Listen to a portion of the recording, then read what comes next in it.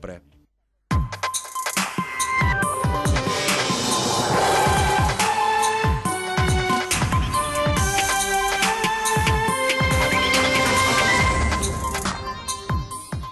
ritardi sul percorso dell'autonomia del Veneto. In Consiglio regionale Lega e 5 Stelle si accusano a vicenda, mentre il PD invita a fare un passo indietro e tornare alla preintesa su 5 materie firmata dal governo Gentiloni. Reazioni positive alla cattura di Battisti tra i consiglieri regionali, che però aggiungono ora bisogna catturare gli altri latitanti. Questo, dicono, deve essere solo l'inizio.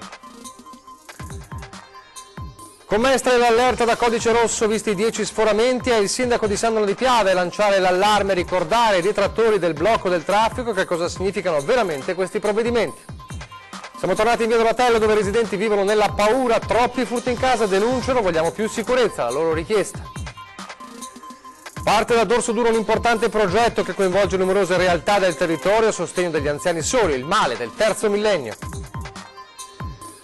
Un ricco calendario quello di quest'anno in occasione del giorno della memoria per non dimenticare ed educare le nuove generazioni. Rete Veneta, emittente del nostro gruppo Media Nord-Est, nel trailer ufficiale del nuovo film di Spider-Man. I protagonisti seguono nel nostro OTG le notizie sul cattivo che l'uomo ragno dovrà affrontare. Telespettatori di Antenna 3, buonasera e ben trovati l'edizione veneziana dei nostri telegiornali, con il dibattito in Consiglio regionale sui nuovi ritardi nel percorso molto accidentato di questi mesi verso l'autonomia del Veneto, con i due alleati di governo ma oppositori in Consiglio, Lega e 5 Stelle, che si accusano a vicenda, mentre il PD invita a fare un passo indietro e quindi a rispolverare quella che era la preintesa solo su 5 materie, non 23 materie, ovvero la preintesa del governo Gentiloni. Sentiamo. Ci siamo impegnati entro il 15 gennaio a chiudere il lavoro tecnico per quanto di competenza statale, quindi fra il Ministero delle Autonomie e tutti gli altri ministeri. Così lo scorso 21 dicembre il vice premier Matteo Salvini stabiliva il termine ultimo per chiudere il confronto tecnico sull'autonomia del Veneto tra il ministro Erika Stefani e i titolari degli altri dicasteri. Il 15 gennaio è arrivato in fretta e ancora si è ben lontani dall'aver chiaro quali e quante competenze saranno trasferite dallo Stato alla Regione. La delegazione veneta insiste su tutte le 23 materie e il capogruppo leghista a Palazzo Ferrofini, Nicola Finco, punta il dito sui 5 Stelle come responsabili delle attuali incertezze. I 5 Stelle stanno facendo delle resistenze, però mi auguro che l'operato del ministro Salvini permetta di dare una risposta concreta a questo territorio, perché noi con l'autonomia non abbiamo alcuna intenzione di scherzare. Accusa invece la Lega il capogruppo pentastellato Jacopo Berti. Anche nella sua recente visita in Veneto Luigi Di Maio è stato chiaro, ricorda, la si smetta di dire che siamo noi a remare contro. Noi per primi come consiglieri regionali non abbiamo mai ricevuto dal governatore Zaia un minimo di aggiornamento, una situazione per capire a che punto sono le trattative. Noi per primi come Movimento 5 Stelle ci siamo impegnati nella campagna elettorale proprio per l'autonomia. Il Veneto ha chiesto troppo, sostiene dal canto suo il capogruppo PD Stefano Fracasso. Si doveva partire dalla preintesa sulle 5 materie firmate dal governo Gentiloni, invece Zaia ha promesso l'impossibile e ora rischia di non ottenere nulla. Si sono impantanati, tra l'altro con questo boomerang del residuo fiscale che non c'è, e che però a forza di dirlo anche nelle regioni del sud ci hanno creduto e adesso hanno messo il freno a mano. Il Veneto non accetterà compromessi al ribasso, ribadisce il presidente del Consiglio regionale Roberto Ciambetti. Siamo a Roma per un'autonomia vera e non per firmare provvedimenti di facciata. Quanto ai 5 Stelle, risponde, gli impegni presi dovrebbero ricordarli ai loro ministri e parlamentari, non certo al governatore Zaia. Io mi auguro e spero che anche chi in questo momento a livello di burocrazie ministeriali, a livello anche politico di qualche ministro sta frenando questa richiesta del Veneto, di ricordare cosa è stato detto appunto in quella campagna elettorale. Ma in Consiglio regionale oggi c'è stata ovviamente anche la reazione il giorno dopo l'arrivo in Italia con l'aereo del governo sul suolo italiano di Cesare Battisti, anche le prime parole di oggi di Battisti dal carcere di Oristano, che ha detto sono malato, sono cambiato rispetto a tanti anni fa. Ovviamente la reazione da parte di tutti, una reazione bipartisan, è quella di una condanna e anche di un proposito, di un obiettivo che Battisti sia soltanto l'inizio. Ormai è tutto finito, ho 64 anni, sono malato e sono cambiato. Sarebbero queste le prime parole pronunciate da Cesare Battisti dopo essere entrato nel carcere di Oristano. L'ex terrorista ha parlato con il suo avvocato, con il direttore del penitenziario e con alcune guardie carcerarie. Positive intanto le reazioni della politica veneta alla conclusione di una vicenda durata troppo a lungo. Resta l'amarezza per quasi 40 anni di giustizia negata. Sono contento perché una famiglia di Santa Maria di Sala, la famiglia Sabadin, finalmente ha un po' di giustizia. Sappiamo che non è tutto, però sicuramente da quello che aveva avuto fino a ieri qualcosina ha portato a casa. Questa vicenda, si augura Massimo Giorgetti di Fratelli d'Italia, dovrebbe spingere l'intero paese a fare finalmente i conti con un periodo buio della nostra storia. Dovrebbe essere l'occasione per ripercorrere quegli anni, capire cosa è stato il terrorismo comunista, quali obiettivi ha avuto nel dopoguerra e soprattutto negli anni di piombo, e il fatto che anche molti altri che hanno partecipato a quegli anni macchiandosi di crimini e di omicidi forse ancora non hanno pagato a sufficienza. Un portavoce del Ministero della Giustizia francese in mattinata ha fatto sapere che al momento non vi sono domande di estradizione di altri rifugiati in Francia. Quelle che saranno ricevute prossimamente dalle autorità italiane, ha promesso, saranno analizzate in modo approfondito come è avvenuto negli ultimi 15 anni.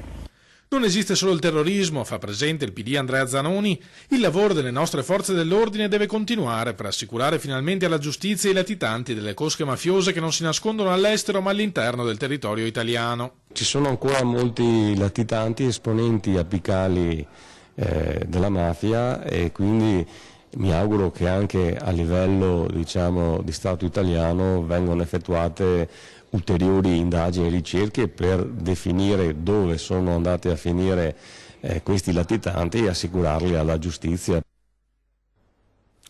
C'è invece chi propone lavori forzati per Cesare Battisti, la provocazione ieri sera 20:10 dell'onorevole di Forza Italia Roberto Caon.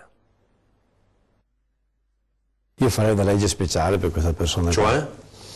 Io li metterei a fare i lavori, allora non si può dire lavori forzati, li chiamiamo socialmente utili forzati, e tutti i soldi vorrei che andassero devoluti alle famiglie che hanno avuto disgrazie per colpa di queste persone. Cosa è cambiato secondo lei? Perché questa volta ci siamo riusciti? Ma è cambiato che dopo 37 anni non ho più avuto le coperture.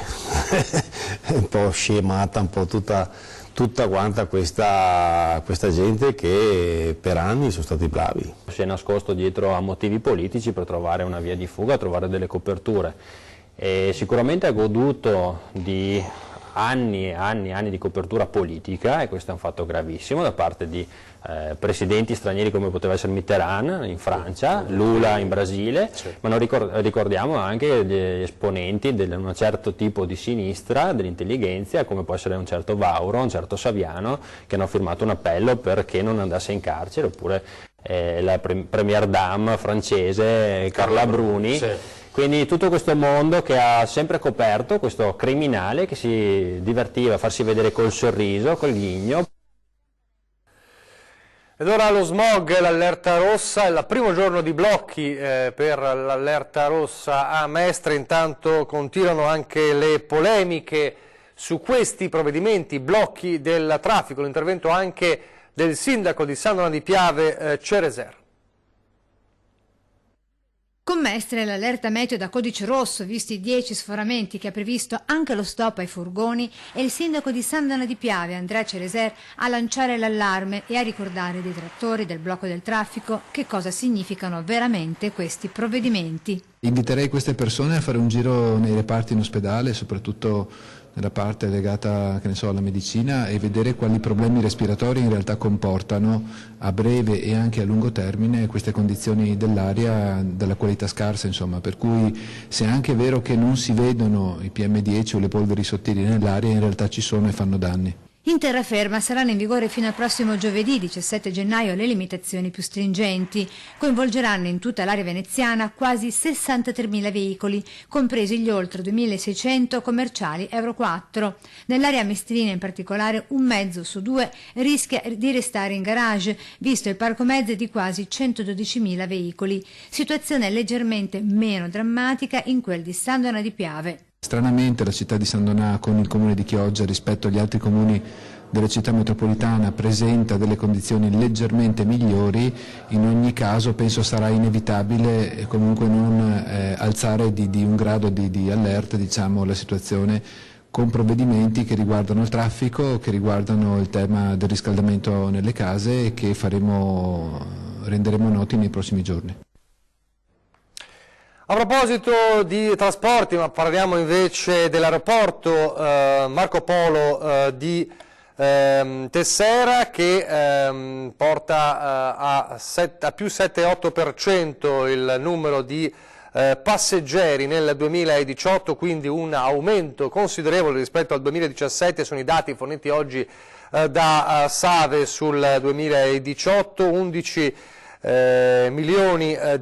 quasi 11 milioni e 200 mila passeggeri, è il terzo, si conferma, il terzo gateway intercontinentale italiano, dati positivi per tutto il polo aeroportuale del nord-est, anche con Treviso che ha avuto ottimi risultati e soprattutto con Verona, che è quello dei tre scali gestiti insomma nel nord-est ad avere avuto le cifre maggiori, quindi Venezia che si conferma il terzo scalo italiano per numero di passeggeri dopo Milano e dopo Roma. Adesso la cronaca con un folle inseguimento la scorsa notte tra Mestre e Marghera e i carabinieri che hanno bloccato due nordafricani.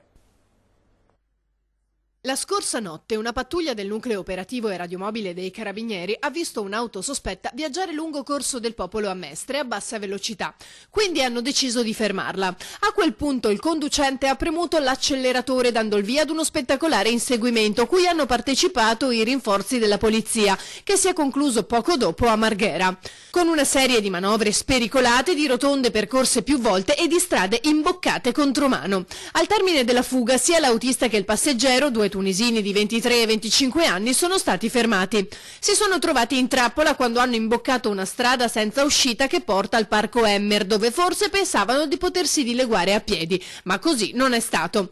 I militari li hanno poi accompagnati in caserma, dove sono stati denunciati per resistenza. Si è scoperto anche che il conducente non aveva mai conseguito la patente.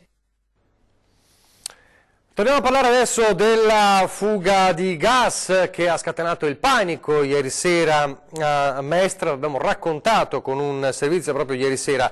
Erano ancora in corso stamane le operazioni di riparazione della tubazione di gas in via Cardinale Massaia. Dopo l'individuazione di una prima perdita sono state appurate altre perdite lungo il tratto di tubazione. Le persone evacuate ieri pomeriggio dai condomini dopo un'attenta valutazione e verifica delle condizioni ambientali sono state fatte rientrare negli alloggi. Lo ricordiamo, l'allarme era scattato attorno alle 16 dalla segnalazione di alcuni residenti della zona che avvertivano forte odore di gas. I vigili del fuoco si sono precipitati con 3 squadre nella centralissima zona di Mestre tra via Querini e via Cappuccina. C'erano anche gli uomini del nucleo NBCR che si occupa di protezione dal rischio nucleare, biologico, chimico e radiologico, ed è stata decisa l'evacuazione appunto di 3 condomini, i cui inquilini hanno avuto pochi minuti di tempo per lasciare le loro abitazioni. E sempre a Mestre purtroppo torniamo a parlare di sicurezza e di anziani vittime di violente aggressioni per rapina. A pochi giorni dalla rapina, a danno di una bambina di 11 anni e di una donna di 55, un'anziana settantenne è stata derubata a Mestre. Stava percorrendo il sottopasso ciclopedonale di via Dante quando un uomo l'ha colpita con un pugno per portarle via la borsa. Dopo averla strattonata è riuscito a derubarla e a dileguarsi prima che arrivasse la polizia. Secondo le prime indagini potrebbe trattarsi della stessa persona che venerdì sera ha aggredito una psicologa di 55 anni in via Sernaglia, massacrandola di botte e mandandola all'ospedale. L'episodio non sarebbe invece collegato alla rapina a danno di una bambina che venerdì sera stava passeggiando insieme alla mamma in via Cappuccina. In quell'occasione un giovane l'aveva spintonata per rubarle il cellulare. E sempre a Mestre parliamo di furti e di una via in preda al panico ormai da troppo tempo. Ho messo l'antifurto che partiva da mezzanotte, invece loro sono venuti alle 10 che l'antifurto non funzionava. Cosa hanno portato via? Hanno portato via biciclette, carne, trapani, tutto quello che trovavano. La carne nel congelatore? Hanno preso anche il carrello che avevo dentro, sono andati via come facessero la spesa. Chi parla è Pierangelo, uno dei tanti troppi depredati in casa di via Donatello, laterale di viale San Marco a Mestre, con l'ultimo raid dei ladri avvenuto appena pochi giorni fa ai danni del signor Nerino Manente, per lui il terzo furto in casa in soli 6 mesi, e per questo non vuole più denunciare l'accaduto. Parlando con i residenti qui sconvolge il fatto che praticamente tutti hanno subito almeno un blitz dei ladri. 3 giorni fa l'ennesimo tentativo di furto, per fortuna sventato. Hanno sforzato, ma dopo sono stati disturbati e sono andati via. E sono proprio i residenti a documentarci quali le case prese d'assalto dai banditi. Quando hanno messo in feriate, di là la signora l'hanno colpita l'altro anno, era sotto shock, ha messo tutte le inferriate su tutti i balconi. Io ho una telecamera lì che punta in strada, ho i vetri antisuonamento. E ora ha anche una nuova sentinella, il cane ben addestrato. E se in viale San Marco si vede la volante passare ogni tanto, qui è raro incontrare una pattuglia, dicono. Forte la preoccupazione del vicepresidente della municipalità di Mestre. Dobbiamo cominciare a preoccuparci e chiedere anche noi degli interventi di sorveglianza come nelle altre 12 zone del territorio mestrino. Spesso le vittime di rapine e furti sono anziani, ma gli anziani hanno anche varie problematiche, purtroppo, tra i quali la solitudine. E a sostegno proprio degli anziani che si sentono soli parte da Dorso Duro, un importante progetto che coinvolge numerose realtà del territorio. Per contrastare l'isolamento degli anziani più fragili prende vita il progetto Noi ci siamo. È un progetto che parte da Dorso Duro e quindi partirà sperimentalmente in quel sestiere di Venezia, che si basa sulla collaborazione tra 14 realtà associative che già esistono insieme alle istituzioni locali, quindi Comune, IRE e ULS, per dare una rete di servizi, una carta dei servizi agli anziani soprattutto, ma non solo agli anziani, mettere in rete i servizi che già esistono e farne altri. L'obiettivo è quello di promuovere forme di solidarietà spontanea tra vicini per superare la frammentazione, il silenzio, la paura l'uno dell'altro e favorire invece il senso di comunità. Un'iniziativa rivolta a chi ha bisogno e quindi sa chi ha bisogno potrà trovare presso Casa Bocco Scrovegni dell'Ire un punto fisico di riferimento per tutti i bisogni che può avere la persona anziana, ma anche dall'altra parte un grande appello alle persone che vogliono fare un po' di volontariato, possono dare qualcosa, di aggregarsi e di esserci. Una messa a sistema complessiva di iniziative che già esistono e un potenziamento dei servizi che andrà distribuito in tutti i negozi di vicinato, nei supermercati, negli ambulatori medici, per dare rilevanza a questa grande iniziativa. Tra gli output del progetto c'è il cosiddetto volantone, un opuscolo che verrà distribuito in tutta la zona per informare sui servizi offerti, ma anche per attrarre persone che abbiano a disposizione tempo, materiali o competenze per aiutare le associazioni coinvolte. L'importante è combattere la solitudine, combattere il senso di abbandono della persona anziana e in qualche modo invece rilanciare sul welfare di territorio, di quartiere, di sestiere, di condominio alle volte, perché ormai la solitudine è il dramma del terzo millennio, coinvolge gli anziani sì, ma coinvolge purtroppo, vediamo, anche molti adolescenti sempre più soli davanti ai loro bisogni, coinvolge i genitori che non hanno più nessuno con confrontarsi, coinvolge anche gli insegnanti, i maestri. La solitudine è il vero male del terzo millennio, come combatterla stiamo sperimentando varie soluzioni, tra cui questa. Pochi istanti di pubblicità, poi parleremo del giorno della memoria, ma non solo.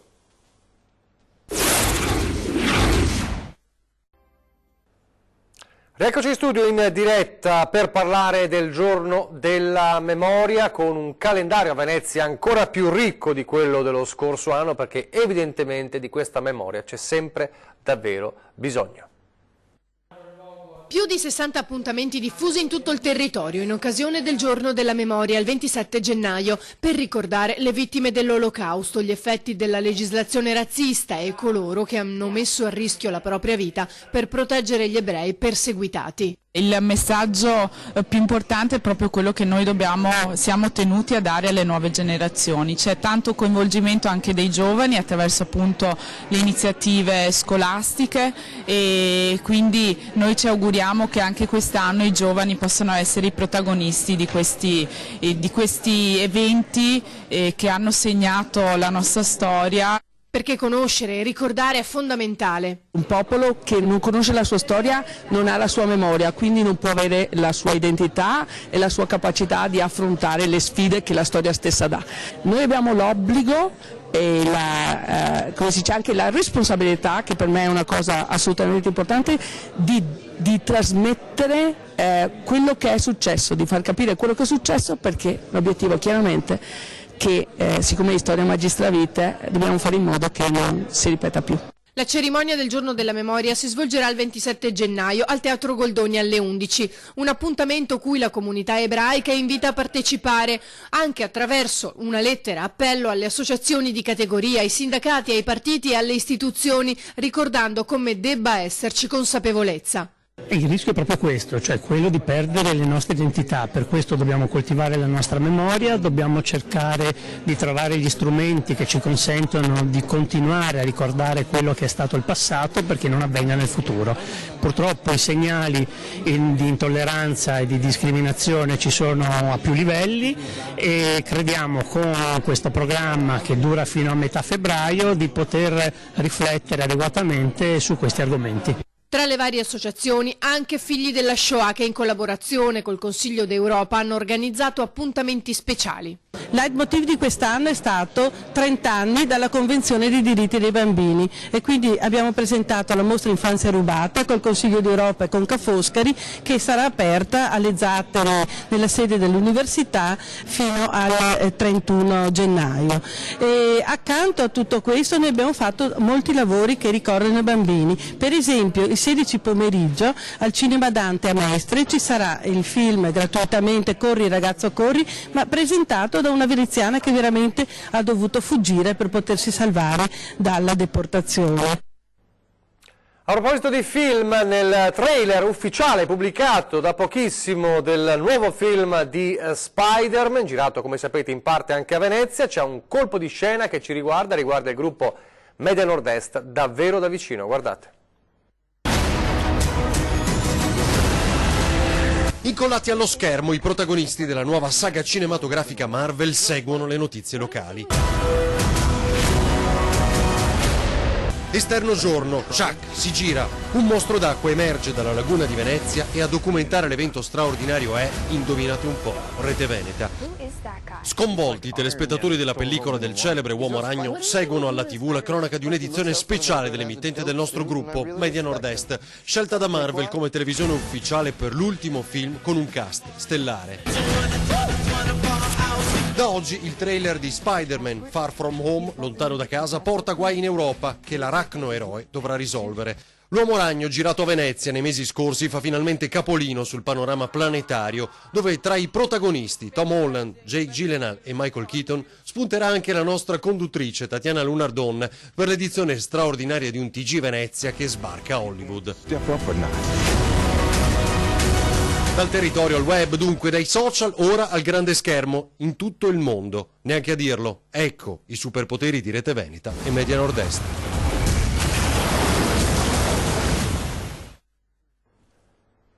È Mario Conte, il sindaco di Treviso, l'ospite di 2010, subito dopo l'edizione trevigiana. Grazie per averci seguito, vi lascio al meteo. Arrivederci.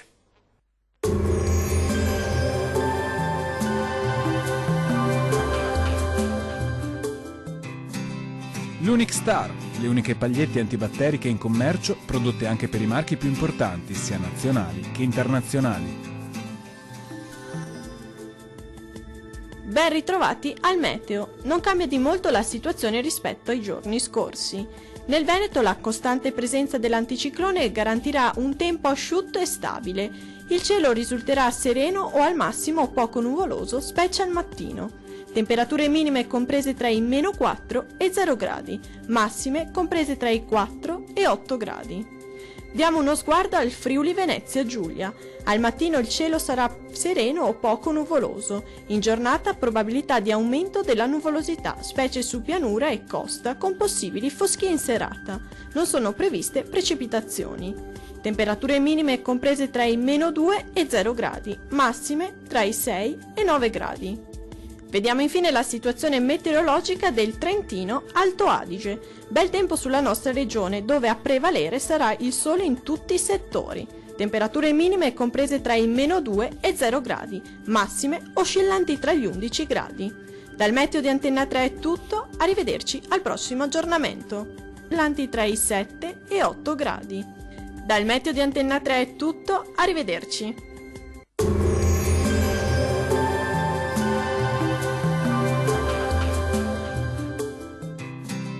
L'Unic Star, le uniche pagliette antibatteriche in commercio prodotte anche per i marchi più importanti, sia nazionali che internazionali.